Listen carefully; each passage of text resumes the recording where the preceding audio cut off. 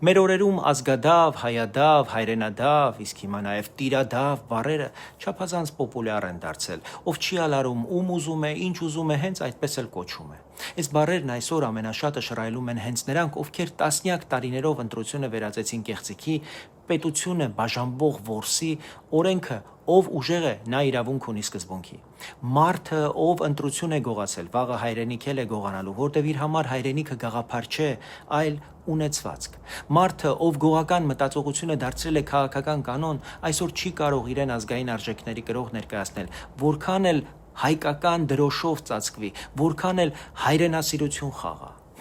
Նրանց հայրենասիրության տարիներին երկիրը դատարկվեց, մարդիկ փախան, բանակը մնաց առանց անհրաժեշտ կահավորման եւ սպառազինության, տնտեսությունը դարձավ մի քանի ընտանիքի մենաշնոր, դատարանը մի հեռախոսի զանգ, իսկ քաղաքացու արժանապատվությունը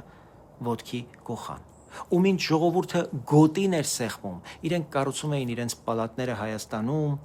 արտերկրում եւ ապրում անպատժելիության մեջ, վերևից նայելով մեզ բոլորիս։ Հիշենք ամենակարևորը. գողը գող է բոլոր պարագաներում։ Որևէ քաղաքական գործընթաց չի կարող գողին պարկեշտ դարձնել, ինչպես եւ ոչ մի կաթողիկոս ու եպիսկոպոս ու պատրիարք, ոչ մի մյուրոն ու սրբապատկեր չի կարող սրբացնել այն ձեռքը, որ գողացել է պետությունից,